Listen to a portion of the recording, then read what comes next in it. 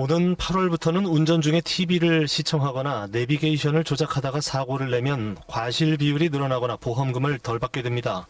금융감독원이 새롭게 마련한 자동차 사고 과실 비율 인정 기준이 8월부터 시행되기 때문인데요. 네, 심층 인터뷰 계속해서 새롭게 바뀌는 자동차 사고 과실 인정 기준에 대해 금융감독원 보험감독국 김일태 특수보험팀장과 함께 알아보겠습니다. 안녕하십니까? 예, 안녕하십니까. 예. 운전 중에 DMB를 보거나 조작하다가 사고를 내면 앞으로 운전자의 책임이 더 커진다고요? 예, 맞습니다. 각 도로 상황에서는 운행자와 보행자, 그다음에 운행자와 상대방 운전자의 과실 비율이 정해져 있는데요. 예. 이 중에서 이제 운전 중에 DMB를 시청하거나 조작하는 중에 이제 일어난 사고에 대해서는 각 사고 상황에 대해서 그 DMB를 시청한 운전자의 과실 비율이 각각 10%씩 상향됩니다. 예. 네, 지금은 이런 사고를 냈을 경우에 운전자 책임이 어떻게 되어 있죠? 예, 실무적으로 이제 확인이 되면 5%는 이제 10%를 지금 상향시키고 있는데, 예. 이제 이 부분에서 과실 인정 기준이 명시적으로 나타나 있지 않기 때문에 좀 분쟁이 생기는 편입니다. 자동차 사고에 대한 과실 비율 분쟁이 자주 발생하죠? 예. 자동차 보험 중에서 보험금 지급과 관련된 그 과실 비율에 관한 다툼이 좀 많은 편입니다. 예. 2013년도에서는 손해보험협회에서 구상금 분쟁 심의위원회라고 있습니다. 변호사들로 구성된 분들인데요. 요때 했던 게 2013년도는 약 2만 4천 건, 작년에는 약 한 3만 건에 이르고 있습니다. 네, 그런데 이런 사고가 입증하기가 참 쉽지가 않을 것 같습니다. 어떻습니까? 예. 요즘에는 이제 자기 차량뿐만 아니라 다른 차량에도 이제 블랙박스가 부착된 경우가 많고 기술적인 부분이 많이 발달돼서 사고가 나면 경찰 조사를 통해서 많은 부분을 확인될 수 있지 않을까 생각하고 있습니다. 예. 자, 그러면 사고 운전자에게는 과실 비율이 올라가는 것 외에 다른 불이익은 없는 겁니까? 예. 과실 비율이 이제 DMB를 시청하다가 다른 차와 충돌하는 경우에는 예. 결국 대물 배상 책임하고 자기 차량 손해가 발생을 하게 됩니다. 예. 일반적으로 이제 소비자들께서는 자동차 보험 가입을 하실 때 물적 할증 기준으로 200만 원을 선택을 제일 많이 하시는데요. 예.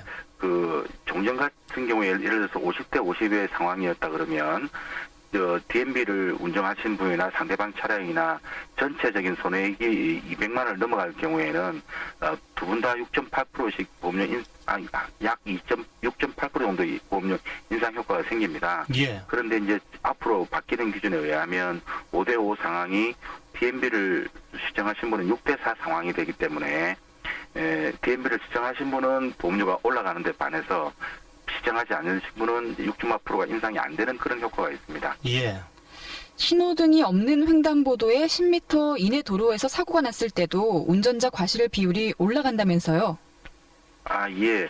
지금 판례의 경향은 이제 운전자가 횡단보도뿐만 아니라 횡단보도의 약 10m 정도 내에서는 항상 보행자 보호를 소홀히 한 책임을 엄격하게 묻고 있습니다. 예. 이에 따라서 지금 횡단보도 부근 사고에 대해서는 운전자 과실이 현행 70%에서 앞으로는 80%로 올라가게 됩니다.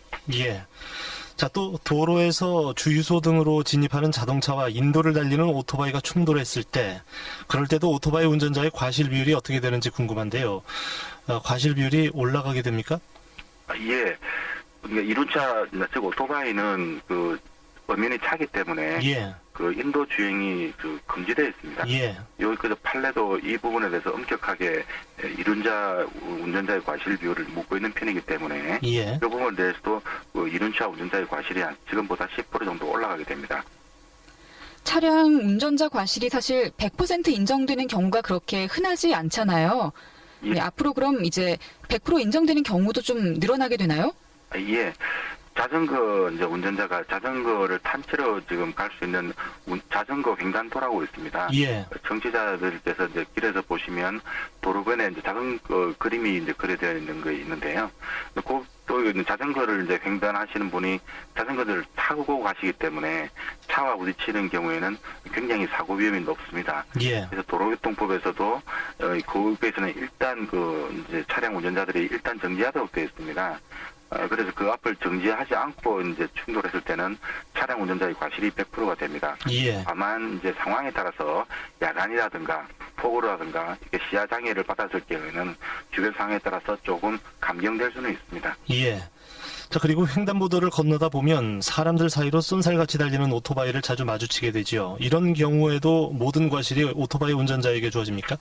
예, 맞습니다. 좀 전에 말씀드린 것처럼 오토바이는 도로상에서는 엄격히 자동차에 해당됩니다. 그래서 횡단보도는 또 보행자가 다니는 길이기 때문에 예. 여기서 부딪히는 경우에는 기본적으로 그 오토바이 과실이 100%가 됩니다.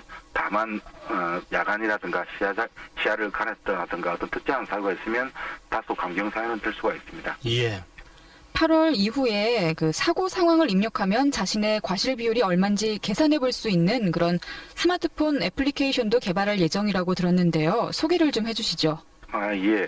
그 소비자들의 그 시각적 이해를 돕기 위해서 현재 그 손해보험협회에서 한 250개에서 사고 유형별로 동영상을 제작을 하고 있습니다. 예. 그래서 지금 현재 그 손해보험협회 홈페이지에 보시면 그 소비자 마당이라는 데서 그 과실 비율 정보를 제공하고 있습니다만은 아직도 많은 분들이 그 내용을 모르고 있는 것도 사실입니다.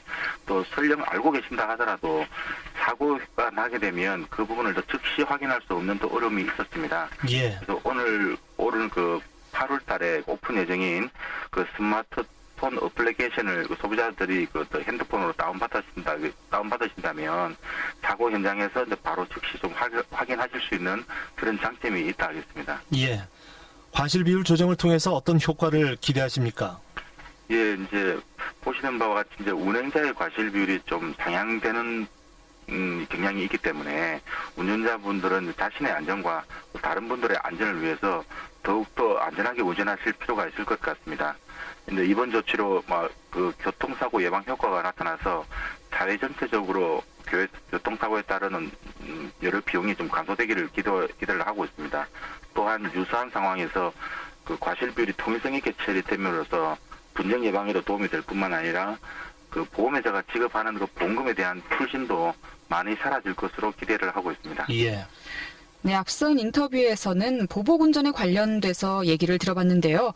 이 보복운전으로 인해 사고가 났을 때에도 보험 규정이 어떻게 되죠? 예, 보복 운전이라는 것이